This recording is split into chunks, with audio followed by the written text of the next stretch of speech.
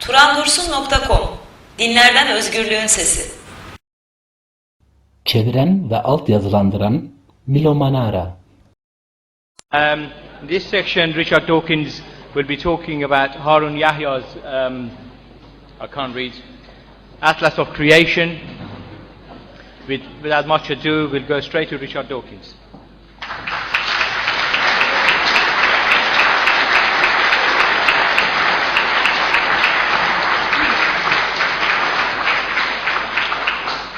Thank you very much. I'm truly delighted to be here, and I want to salute those ex-Muslims who are prepared to stand up and say that that's what they are, and may you be the nucleus of thousands, hundreds of thousands, millions more who do the same thing.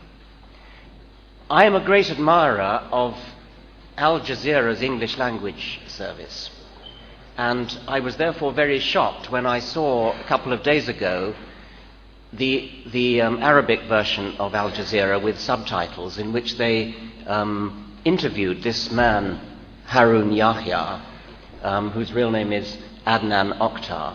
He's an extremely naive creationist. And in exactly the opposite spirit to Al Jazeera's English language service, the Arabic language service swallowed it hook, line and sinker. And I got the impression that we are divided, that there's I would have got the impression from this Al Jazeera broadcast that the whole of the Islamic world is completely and utterly taken in by the naive pseudoscience which is creationism. Adnan Oktar, alias Harun Yahya, stands for that. He's also a very unpleasant man. Nobody could say that he doesn't have balls.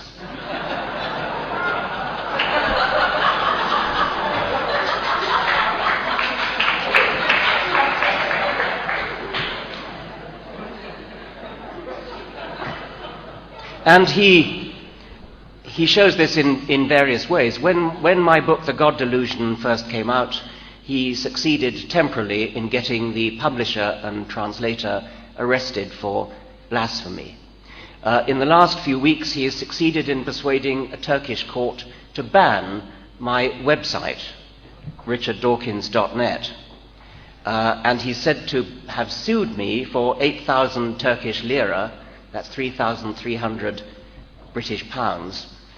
His lawyers have listed phrases and sentences that I wrote on my website, which they claim assault his personal rights.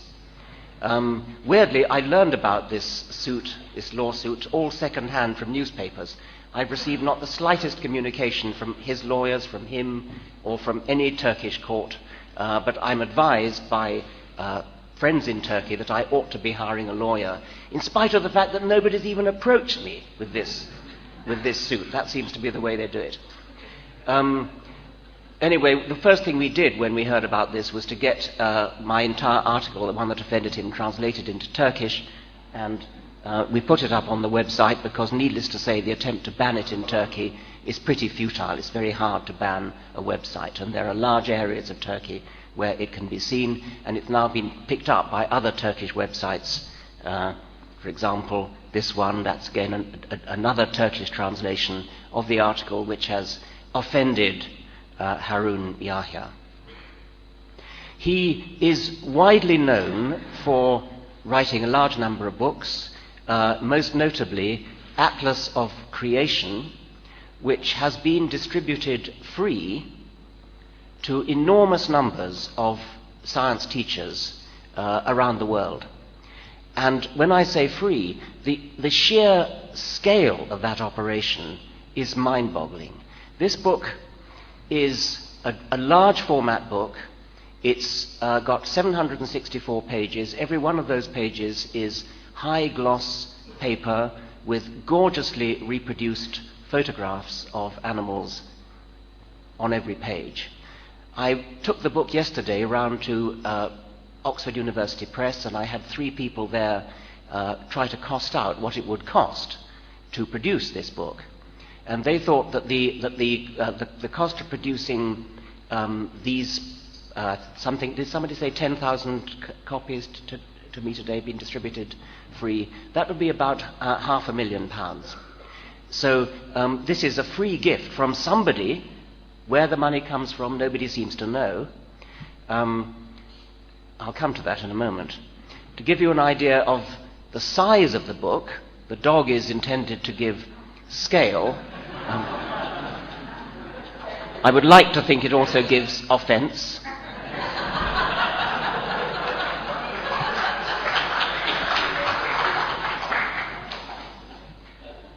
As for where the money comes from, I think it would make a nice assignment for an investigative journalist to try to work that out. Does it come from Adnan Oktar himself? Well, he's certainly not a poor man, as you saw from that James Bond villain picture that I had up at first. And just recently, he has, this is from The Independent, he has offered a prize to anybody who can produce an intermediate fossil, an evolutionary intermediate fossil. The size of the prize is 10 trillion Turkish lira, which is equivalent to 4.4 trillion British pounds. That is 36 times the gross national product of Turkey. It's more than the gross national product of Germany, France, Britain, Italy, and China combined. 13 times the wealth of Bill Gates. So perhaps we should all put in for it, but I'm going to tell you at the end that his idea of what would constitute an intermediate fossil is a fairly odd one. Now, onto the book. Onto the book itself. Unlike most Christian fundamentalists who think the world was created in 6 days, 6,000 years ago, Adnan Oktar is an old Earth creationist. He understands what fossils are, and he agrees that they're old. His one point, which is bludgeoned home on every single page of this enormous book, is that ancient animals haven't changed. So that's his strategy, quite different from the Christian fundamentalists. His strategy is on every page he has a fossil, and then next door to it he has a modern animal, and he says, look, they're exactly the same as each other. I'm going to show you a few examples to show the depth of his zoological erudition. The first one on the left is a crinoid. A crinoid is a so-called sea lily. It's a member of the phylum Echinodermata. It is a relative of a sea urchin. It's a kind of sea urchin on a stalk. That's a fossil. On the right is what he says is exactly the same. What that is a sabellid worm. It's an annelid worm. It's related to earthworms. It's nothing whatever to do with echinoderms. Just to give you an idea of that, that's a very, very crude taxonomy of the animal kingdom according to modern zoology. You see that the animal kingdom is divided up into two main branches. On the left we have the so-called protostomes. This is all based on embryological criteria. On the right we have the deuterostomes, and this is a major, major division of the animal kingdom. These are two sub-kingdoms. An animal in the protostomes and an animal in the deuterostomes could not be more different from each other while still remaining members of the animal kingdom. And the sabellid worm, you see up at the top left, is an annelid. It's a protostome, and the crinoid is an echinoderm. It's a deuterostome. These things could not be more different if they tried, unless they became a plant or something. Here's another example. The fossil there is an eel, and he says it's 95 million years old. I have no reason to doubt that. The modern animal, which hasn't changed at all since the fossil eel, that's not an eel at all, it's a snake. It's a sea snake, a poisonous sea snake. You've probably seen them if you've dived in tropical waters. It's a poisonous sea snake belonging to the genus Laticorda. Once again, you couldn't be more different if you tried, so long as you stay a vertebrate. This is the champion one of all. There's a caddisfly in amber, which is 25 million years old. And look, it hasn't, which is 25 million years old. And look, it hasn't changed at all to the modern one. The modern one, the modern caddisfly, is a tide fishing fly. And it's still got its hook.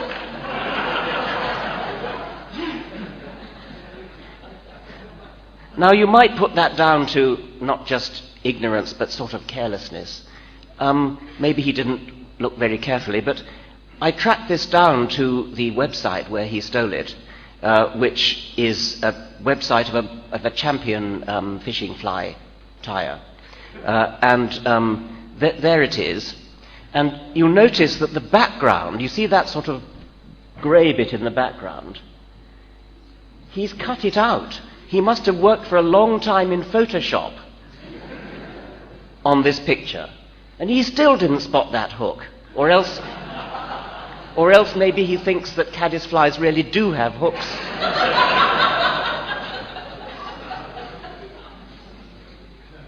Well, as I was browsing this fishing fly tires website, I came across something else which I thought looked familiar.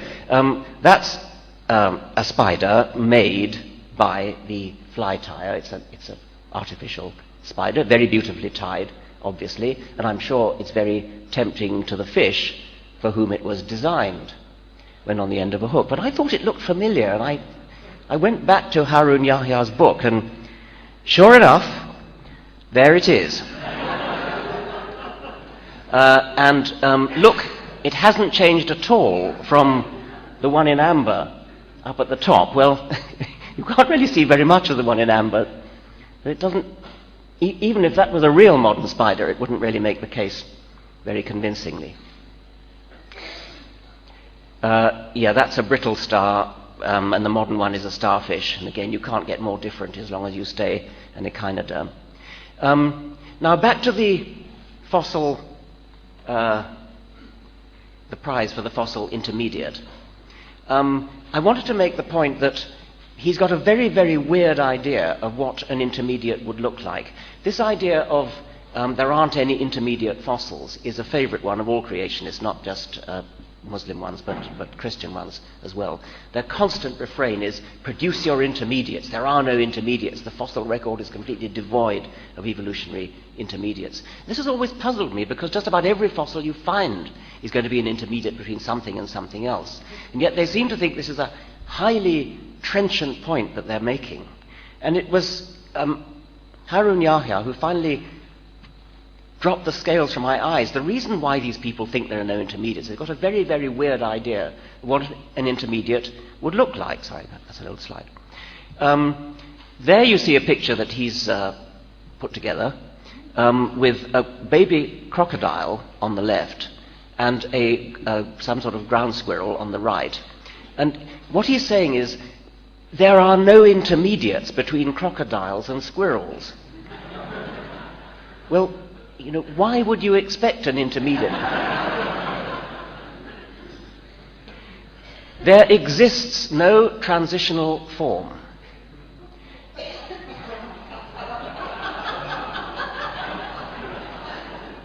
Darwinists claim, I'm quoting now, that by undergoing minor changes, living beings evolve from one species to another over millions of years. According to this claim, which is refuted by scientific findings, fish transformed into amphibians and reptiles transformed into birds. This so-called transformation process, asserted to last for millions of years, should have left countless evidence in the fossil record. In other words, during their intense researches for the last 100 years, researchers should have uncovered many grotesque living beings, such as half fish, half lizard, half spider, half fly, or half lizard, half bird. However, although almost every stratum on Earth has been dug, not even a single fossil has been found that Darwinists can use as evidence for their so-called transition. On the other hand, there are innumerable fossils showing that spiders were always spiders, flies were always flies, fish were always fish, crocodiles were always crocodiles, rabbits were always rabbits, and birds were always birds. Hundreds of millions of fossils clearly show that living beings have not undergone evolution, but were created Hundreds of millions of fossils prove that living beings did not evolve, but were created. And that picture sums up what he thinks. There's a starfish, there is a fish, and some kind of a photoshopped intermediate. I finally realize what these people think an intermediate fossil is. They think you take a modern animal, and you take another modern animal, and you get some kind of a halfway between. It may be that the back end is one animal and the front end's another, like that. Or you kind of morph from one to the other. They haven't the faintest idea what it is that they are criticizing. And I'm grateful to Mr. Oktar for finally opening my eyes to this weird phenomenon. Now, as I said, he has allegedly sued me, and I'm going to, I suppose, do something about it. Or it would be nice if I got some sort of official word. What I'm wondering is whether there are any people of Turkish origin here who might be able to throw some light on this odd phenomenon that I learned from the newspapers that I've been sued and not from any official source, and any further advice that you can give. Is there anybody here of Turkish origin? No. Okay. Never mind. Okay. Well, I'm ready to take questions. Thank you very much. No, I think Turkey is constitutionally a highly secular country, so it certainly would not be a Sharia court. Sorry. Oh, right. Okay. Any questions? Yeah. Have we got to have a microphone? Have we?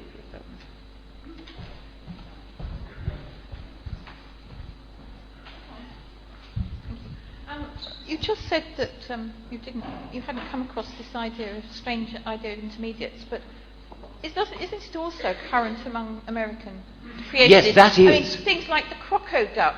Yes, that is. Yes. There are American Christian creationists who will say, "Show me a croco-duck," or "Show me a fronkey," an intermediate between a frog and a monkey. When you think about it, it's no wonder they think that it's difficult to find intermediates. Any more questions there?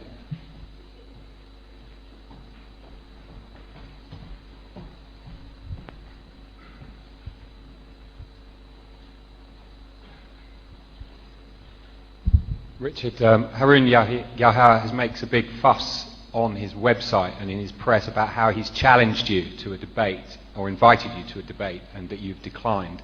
Is that the case, and would you ever consider, or under what conditions would you consider debating him? I always decline debates with creationists. I've done this ever since asking advice from Stephen Jay Gould, who did the same thing. If you agree to have a debate with them, what you're doing is giving them legitimacy.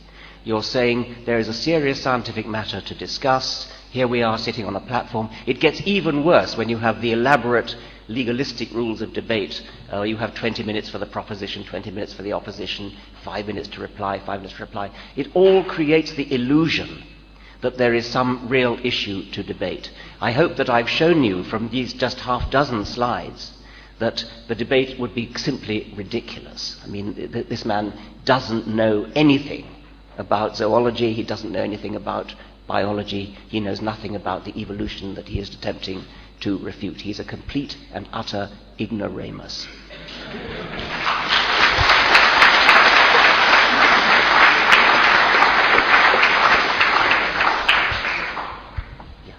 Just a quick one, Richard. I appear to be the proud possessor of a copy of this mighty tome. Many people are. Which was originally presented, I believe, to the London Business School. Do you want to use the mic? Because I think it might be recorded. Was originally presented to the London Business School, but they thought it was inappropriate to their field of inquiry. So eventually it landed up here. I don't know what we've done with it, but if I would like to present it to the society if they have sufficient space to store it. Well, no doubt that will be gratefully received, or will it? I'm not sure. No doubt that will be gratefully received, or will it? I'm not sure. Somebody, yes, there.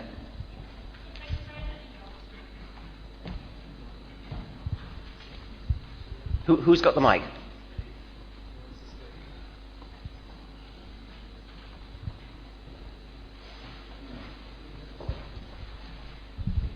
We were talking about, I can't help it because I see all these as not a conspiracy theorist or something, I hate it, but as a movement that is just beyond some scientific discussion, as you said, it's not science really. So what is the alliance behind all this propaganda in US, in everywhere? So let me draw the attention again to Saudi Arabia, for example. Do you know about their biology education? Do they have creationism? Could it be them to support this book? Or do they really respect science?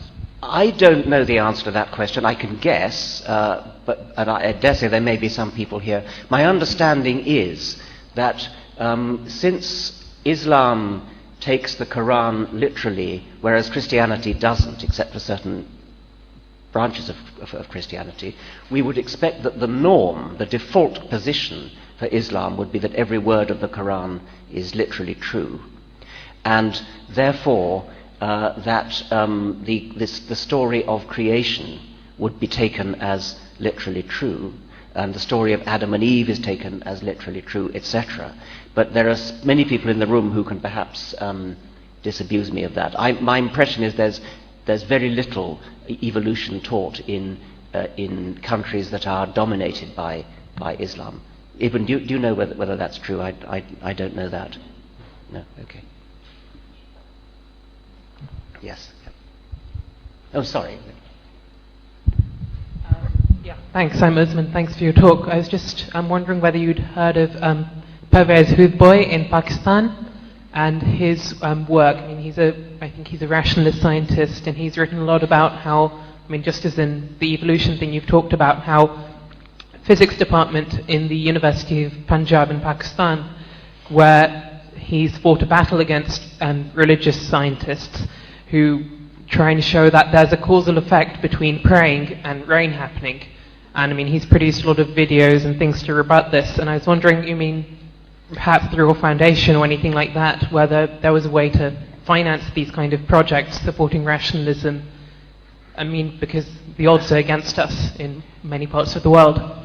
Yes, thank you for that suggestion. I was not aware of this particular individual that you mentioned, but obviously, from what you say, I salute him. And I would be interested in trying to support such people. Thank you. Yes. Just an answer to your question about evolution in Islamic countries. I'm from Syria, and in our science books we do have they do say something about evolution. The books, however, the teachers they abstain from teaching the theory, and they, as I remember, as a student, the teachers told us that you don't have to go through it and read it because you won't be asked about it in examinations. So they just completely ignore it. I suppose Syria is more liberal than other countries, but that's the case. Thank you. That's useful. That's the same in some parts of America as well. Yes. Okay. Yeah.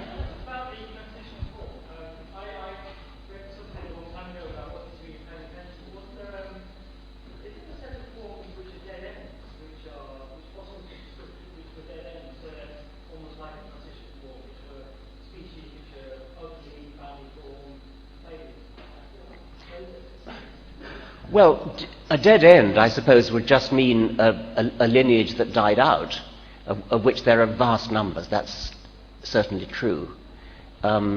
So they wouldn't look like intermediates necessarily, but something more than 99% of the species that have ever lived have gone extinct, and so in that sense they're dead ends. I think yes. Hello? Yes? Who am I looking at? Okay, yes. Oh, okay. We'll have one. Is the microphone going upstairs? Or if you could repeat your question. I could repeat the question, okay. Yes. The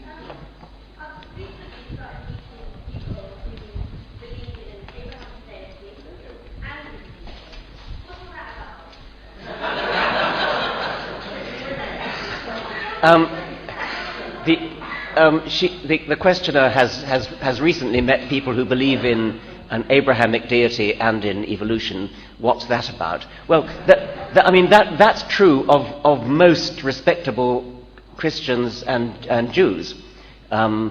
It is true of the Archbishop of Canterbury. It's true of the Pope with certain reservations.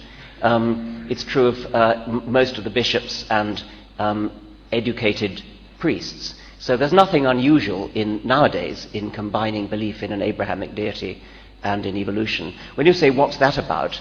I mean, I agree with the implication of your question that there is a certain incompatibility, but that's not the way they see it. Yes, that's the other one next door. Now we've got a microphone too.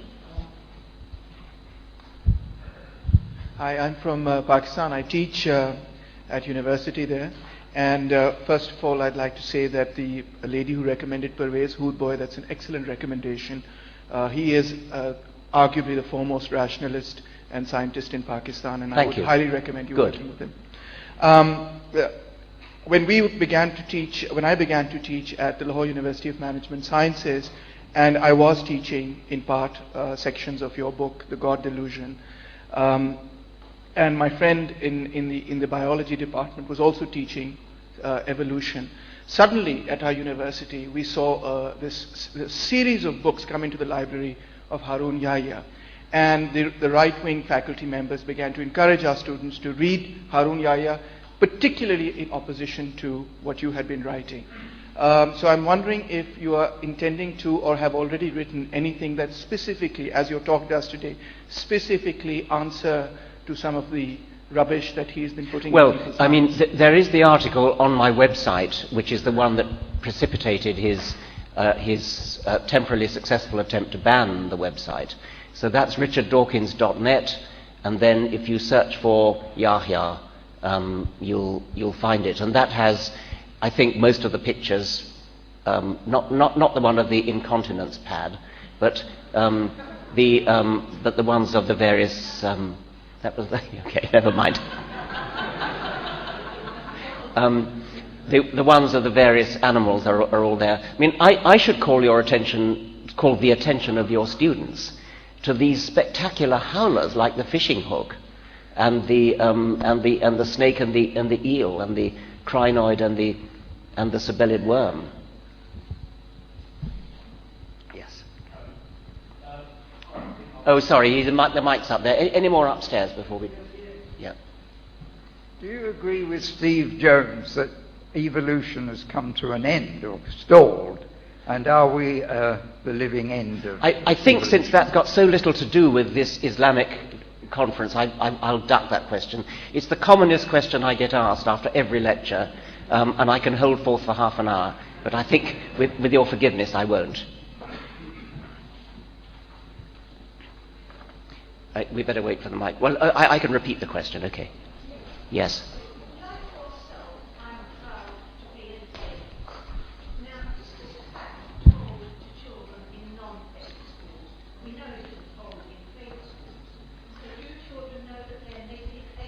The questioner is proud to be an ape, and so am I.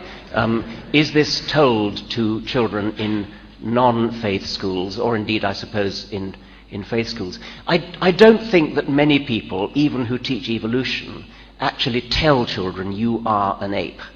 It would be a very good thing to do, because it is literally strictly true. It's strictly true in the following sense. If you plot a tree diagram, like the one I showed you of the protostomes and deuterostomes, humans come in the middle of the ape tree. So what that means is that humans are closer cousins to chimpanzees than chimpanzees are to gorillas or orangutans.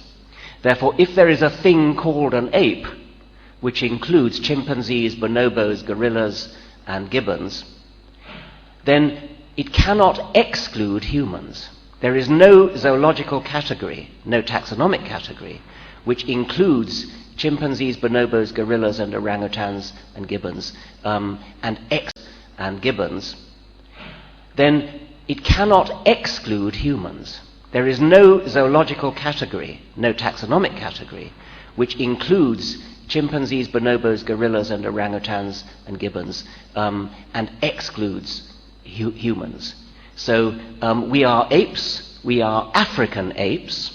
Since we're closer to chimpanzees and bonobos than either of them is to gorillas, we are a particular subset of African apes united with chimpanzees and bonobos, but excluding gorillas. So we are undoubtedly African apes by any standard at all.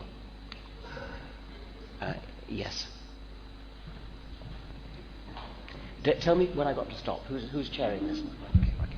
Richard, I've been looking, while you've been talking, I've been looking at the picture up on the screen, and clearly that's ridiculous, but I can see a lot of non-technical, non-scientific people who don't really understand evolution, for whom that might be seductive.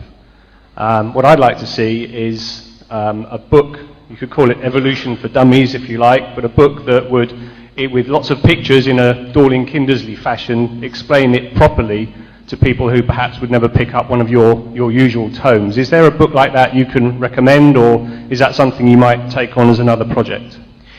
Well, I get the feeling there are Dorling Kindersley type books around. I can't actually think of any names at the moment. I'm surprised you think anybody would be persuaded by that, although apparently they are, unless they were indoctrinated as children, which I suspect is the real problem that underlies really everything we've been talking about today. You asked whether I would undertake such a book. I am planning a children's book. Probably I wasn't actually thinking of a picture book like that, but perhaps you're right. Perhaps that would be the right way to do it. But that's the book I hope to write next year. 2 more questions, perhaps? Yes, there.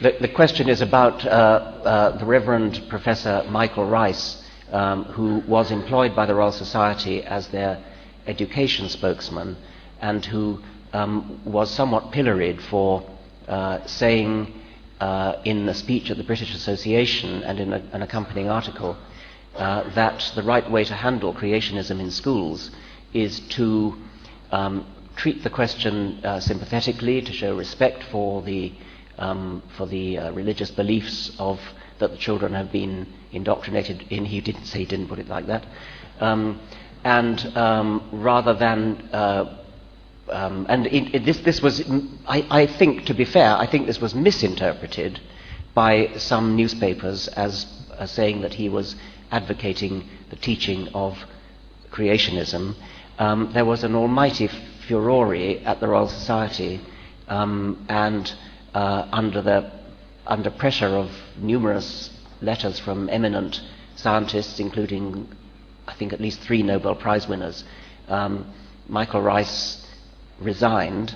I think that there was an element of unfairness in that what he actually said was probably not too objectionable.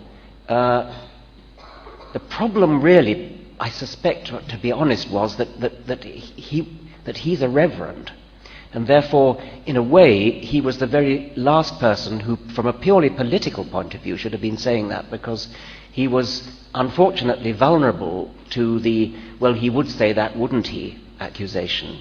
If somebody like me had said it, I'd probably have got away with it fine. But I think it brought out the somewhat anomalous position, well, more than somewhat, that the Royal Society had employed a clergyman as their education spokesman in the first place. And I think that was really the source of that rather unfortunate episode. We've got to start winding up. Maybe Yes. take one more. One more? Okay, I think that gentleman there. Yes, Yeah. the one with the bow tie. Yeah. Thank you. I think the underlying theme of your talk is that science today is being challenged.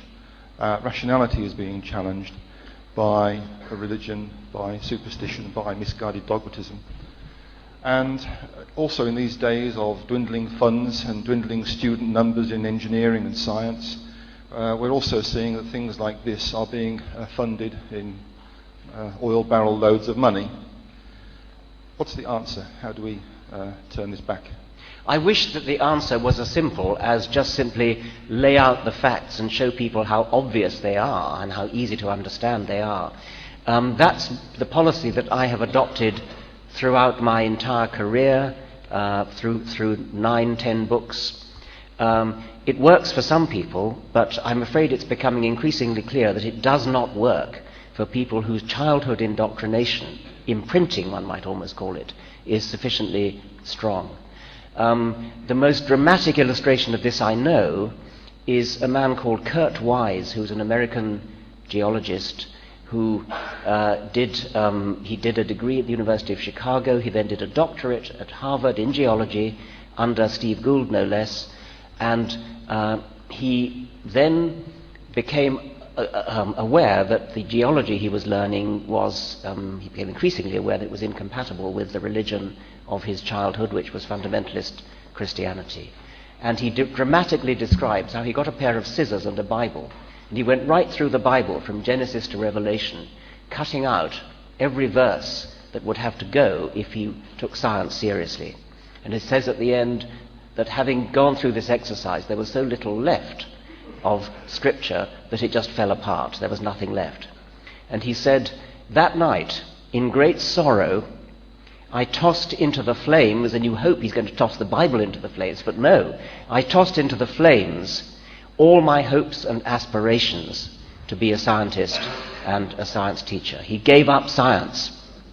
And then he goes on to a sort of final peroration where he says in this article, if all the evidence in the universe demonstrated an old Earth, if all the evidence in the universe showed that the Earth is old, I would still be a young Earth creationist, because that is what Holy Scripture tells me. Now, I find myself powerless against that. I find myself despairing against somebody who can actually, after a Chicago Harvard education in science of the best possible kind in the world, can stand up and say, if all the evidence goes one way and Scripture goes the other, I'm going to go with Scripture. What chance have we got when the indoctrination, the imprinting of childhood, leaves a mind so wrecked as that? Richard, that was absolutely wonderful.